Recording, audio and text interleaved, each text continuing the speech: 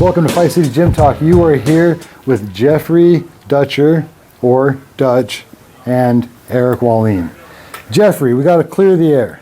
So yeah, man, last time I was on here, kind of screwed up. Right. Was it a screw up, or did we just fail to give all the information? I would say it's a little bit of both. I mean, I could have went over the judging criteria. I don't know if I got caught up in with us talking before or whatever. Yeah. But I mean... And I'll take responsibility too, because I feel like as an interviewer, I could have and should have asked more thorough questions. And I don't want to create excuses, but as you were talking, I'm kind of like, what's my next question? And I didn't thoroughly ask, like, but how do you, you know what I mean? Yeah. So let's get it off your chest. Yeah. What's the criteria that you want to go through as far as judging an MMA fight? Mm-hmm. So yeah, I don't want to make any excuses either. I just messed up, and I want to kind of talk about what the actual criteria is that we judge off, not of what is going to cause a 10-8 round or a 10-9 round or anything like that. So I mean, first we have the effective striking and grappling. Okay. That's going to be stuff that you're throwing landing punches. You see lacerations, bruising, stuff that is taking the fight out of your opponent. Yes. Stuff that you can kind of see. Their skills are starting to be deteriorated. Absolutely. You can see their spirit just go down. Those are the kind of things we're talking about with effective striking and grappling. And then next is the effective aggression. Okay. And that is going to be, you're doing things to try and set up big punches, or you're doing things to set up those submissions. They're not effective, but you're the one that's pushing the pace. You're the one that's being aggressive, trying to do things that are going to be fight-ending sequences. I like that, yeah. And then last is the effective cage ring control. That's I wrote this down just so I wouldn't mess it up. It's the pace, place, and position of the fight. You're dictating those things. Pace, place, and position. Yes. So PPP. I love and those are things that you can find just if you want to look at what the scoring criteria is and those kind of things, you can just look it up on the ABC website, and they actually say that in there. But I just didn't want to forget that. And also I want everyone to remember that we are not looking at all three of these to judge a round. We're going off that first effective striking and grappling. If those are even, then we're moving down. Ratchet down. And that's super rare that you're ever going to go down to effective aggressiveness. I think the only time that you may really kind of see something like that is where you have to go down to something is, say a fight, there's a foul that happens in the third or fifth round, and it's 30 seconds or something like that where it stopped, and you still have to get a score because so much of the fight has been done. Or possibly even like amateur fights, because it's shorter time, less skilled, those kind of things, nerves, all those things. Absolutely. So you might be able to go down in those tiers, but it's very, very rare that you're going to go down to effective aggressiveness and effective ring cage control. Got it. Well, that's awesome. So, and like, if anybody has any questions, don't forget to leave them in the comment section. The other thing that I wanted to ask, effective striking and effective grappling. Now, if I land a punch and I don't knock you out, that's very effective striking. For sure. If I attempt a sub, but I don't get the sub, how do you see that? How are you going to rate that? Like, where does that stack up as weight on the match, on the round? So I guess it just depends on when it's happening, like what kind of submission is happening, like how deep it looks. If I can see physical like duress of a guy who's kind of freaking out, or he's gurgling, or I can see his face turning bright red, or I can see a starting to hyperextend or something like that. So do you ever, I don't know if you've noticed this, if I have kind of an almost sub on a guy's neck, right, but it's not a sub, I'm going to hold it like mad. Because in my mind on the neck, I'm like he can breathe, but not well. And I'm up here. Yeah, just kind of taking time, taking a rest. But on the other hand, we've all grappled that super flexy, wiry guy that can just be sitting here in a kimura and be like, doesn't even hurt. Yeah. You know, so like, they're both like a loaded full sub. Do you recognize, pay attention to stuff like that? Yeah, so there's some stuff like I said, where you can see duress or something. Because, like, I mean, you know as well as I do, if you have a rear naked choke in and it's good and it's deep, you got a few seconds. Yeah. Before. And if the guy gets out, he's going to be fuzzy. He's going to be fuzzy. He's going to be, his jaw, I mean, if you're just cranking it and just going across his chin and just pulling it. Right. I mean, you can always be crushing his jaw or things like that. So it's really hard to give like a blanket, like, this is how I look at a submission. Absolutely. It's really like if we watch a fight and it's like, hey, watch this, like, let's watch this fight, watch this round, and kind of break it down. And even still, judges are still going to kind of rate very opinion differently. And even though still there's this criteria, there's still going to be a lot, I don't want to say opinion, but room. But nobody's perfect. Yeah, no, and also too, like, it's, judging is a verb. Yeah. It's more than just your title of who you are. It's something that you're actively doing, and you're going to be giving your knowledge and your experience to those rounds that you're having. Let me ask this.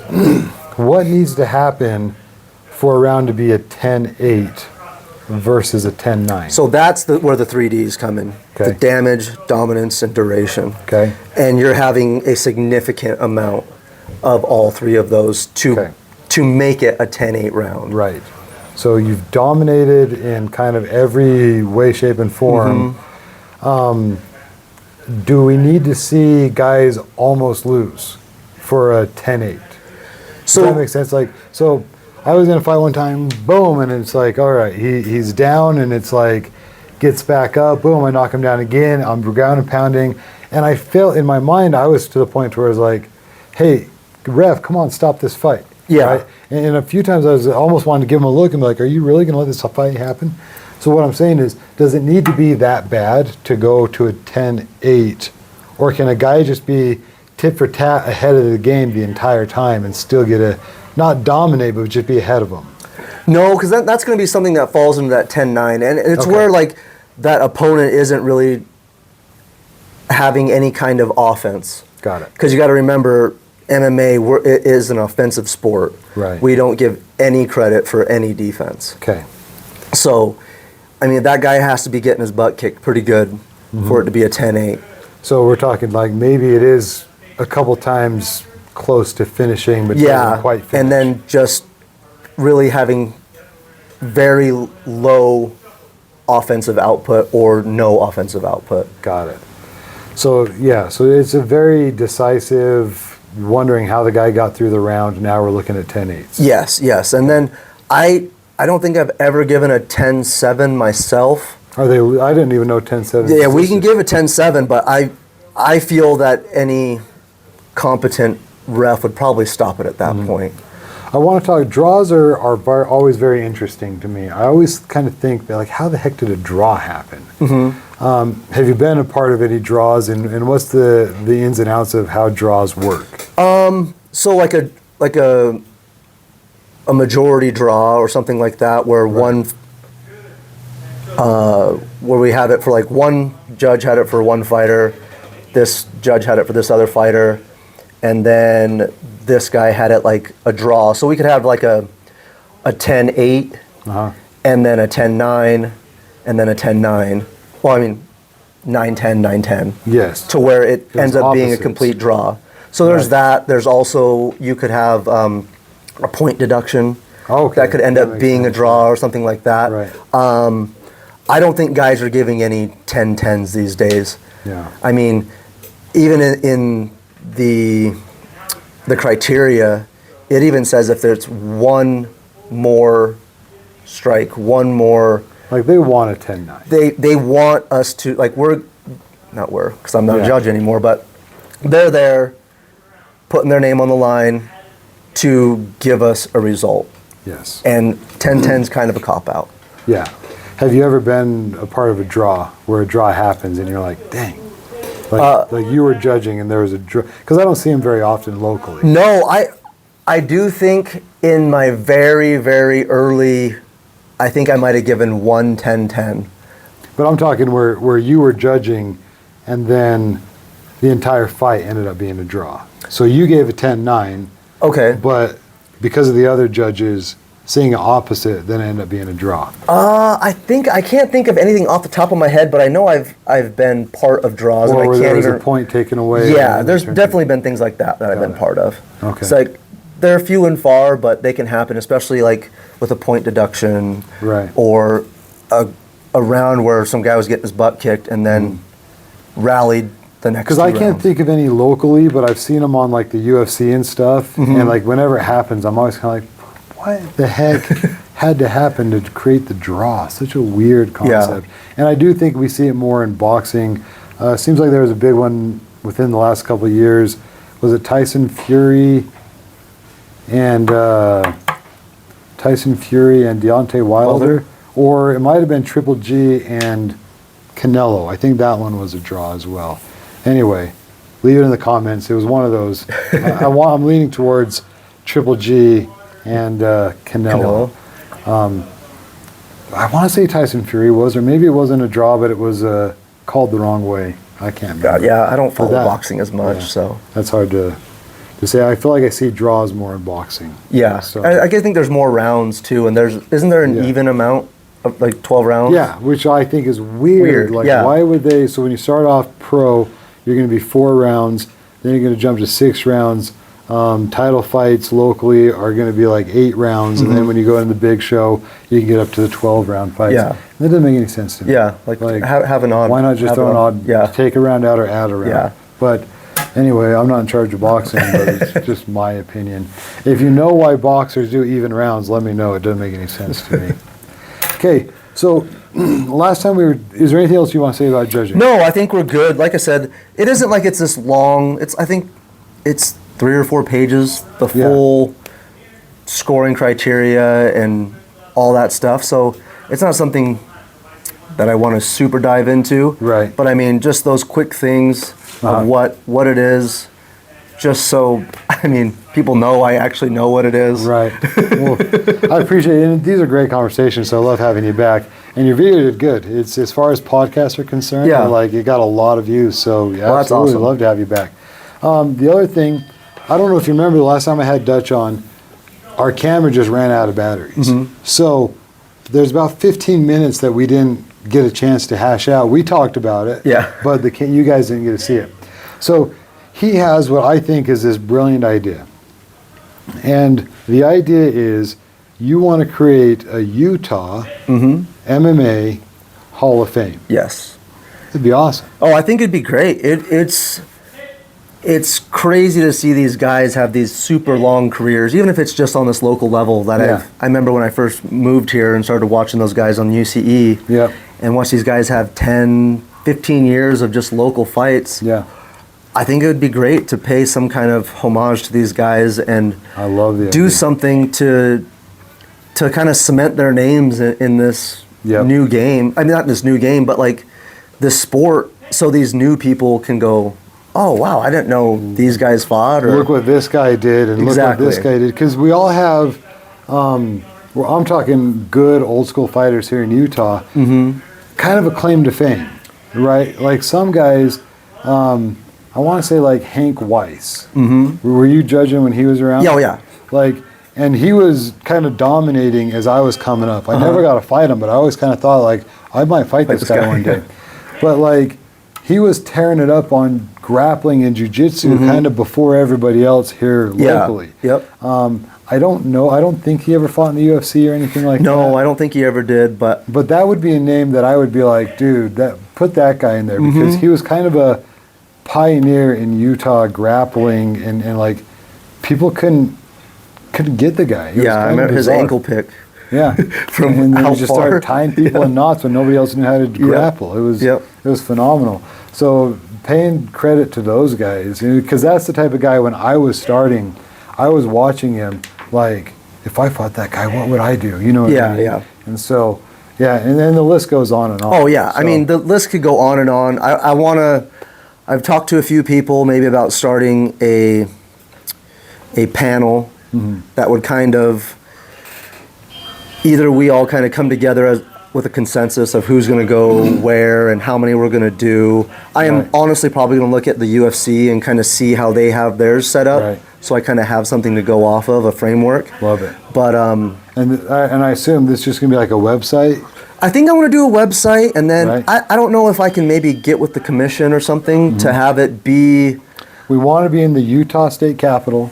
Yes, I want a whole wing dedicated to it. just under the stairs in the janitor's closet. Just somewhere, yeah. So I can be like, hey, can I get the janitor to show me the closet where we keep the MMA Hall of Fame? And I want to show my kids some of the names in there. I just want something so if I die in a car accident, it doesn't die with me. Right. I want it to just keep on going. I want it to be something that either you can look up online or... Just something that makes sure it keeps going after I'm long and gone. Be some public space in a county building or something. Yeah, I mean, even if it was just like a couple little plaques or something, like with like little name tags on it. That'd be awesome. It'd be awesome. And like I've had other ideas about doing like the Utah MMA Awards like once a year, kind of have like a banquet, like up and coming fighter and fight of the year and a bunch of things like that. You call it Rookie of the Year, someone who just went pro, so he's a new pro. But went on a tear, right? So exactly. Like, right now, Kent is coming to mind. He just fought. I want to say he just fought at Fierce. Okay. Did you go to the last Fierce? I wasn't at that last Fierce. But Kent's 3-0 right now. So it's like that's obvious potential Rookie of the Year right there. He's tearing people up with elbows. So like that'd be fun too to create like it'd be cool to have something like that to bring the whole community together. Rookie of the Year, Utah MVP, guys like Court McGee who have not just gone next level but have stayed in that next level. For sure, and have made a home there in the UFC. We don't see that a lot. We see guys kind of bouncing in. Yeah, we've seen a few guys. I mean, DeMarcus has been there. I believe Derek Downey has had a fight in the UFC. Sean O'Connell. I don't want to put my name on the list, but like, I was in the Ultimate Fighter. But anyway, so there's a lot of us that have kind of bounced in and out. Yes. But like I say, there's Josh Berkman. Had a lot of UFC fights. Ramsey. And so absolutely. So there are those guys that just got there and hung out there. It's like when you've been in the game long enough, you realize how cool that is. Oh yeah. And how hard that is, It's not until you commit your entire life. For me, it's like I commit my entire life to it, and I didn't quite make it, and it's like those guys are something special. Yeah, really even to get a chance to fight on the Ultimate Fighter is still a huge. Yeah, but I want to talk the other guys up. It's incredible. No, I get it. And like I said, I just want to be able to show some appreciation for these guys on the local level, and I think it'd be cool just to get something going. And if anyone wants to reach out and help me with it in any capacity, let me know. I'm more than willing to accept any help and get it going. Is there anything you want to put out there as far as social media, get a hold of you, leave comments in the video? How do you want people to get a hold of you? You can contact me on my Facebook. It's just Jeffrey Dutcher. Or you can reach me on my Instagram at a washed up MMA judge. So anything like web design, helping set up a web page or a logo or any of that kind of stuff. If you have anything like that, I would definitely appreciate it. That's fantastic. So, but I'll have to kind of start getting going on it, and I'll keep you in the loop of what's going on. I'd love to be in the loop. Yeah, I'd like to know the kind of the criteria, what you're looking for, the type of guys you're looking to get in, and if you ever have want to get my opinion, we got some old school like Mafu's here. He's a guy that I would want to hear his 2 cents on the matter as well. So absolutely, and I would love to be someone that kind of starts reaching out to people, because I go to the fights all the time and just be like, hey, did you hear kind of the old school coaches? Hey, we're doing a Hall of Fame, and when we're thinking this is the criteria. So, if you kind of got me but anybody could be a part of this. But anyone could. So it'd be great. It'd be awesome to be able to start pulling together ideas to making sure the names we put up are good, legitimate names that deserve to be there. For sure. So awesome. Dutch, is there anything else you want to go over No, man, I think I hit everything I wanted to hit. Like I said, I wrote some notes down just so I wouldn't forget anything and look dumb again on video. So we're good, man. Thanks again for having me on. Let me redeem myself a little bit. Absolutely. And hopefully I can come shoot the breeze with you again. So yes, don't forget to like, comment, subscribe, and we'll have him back soon. But I've got a bunch of good podcasts coming up. I've got Canyon. He's going to be a first-time amateur boxer, and then I also got the guy who owns Jukester. Jukester's a punching rope that's kind of an obstacle course. He invented it. So I've got Jukester coming on, and then hopefully Brent, if you're watching, Brent spent 7 years in the Slammer. I'd love to hear some of those stories. So I got a handful of podcasts coming up with some really interesting dudes. So Dutch, thank you for coming on. I appreciate it. And thanks for tuning in, guys.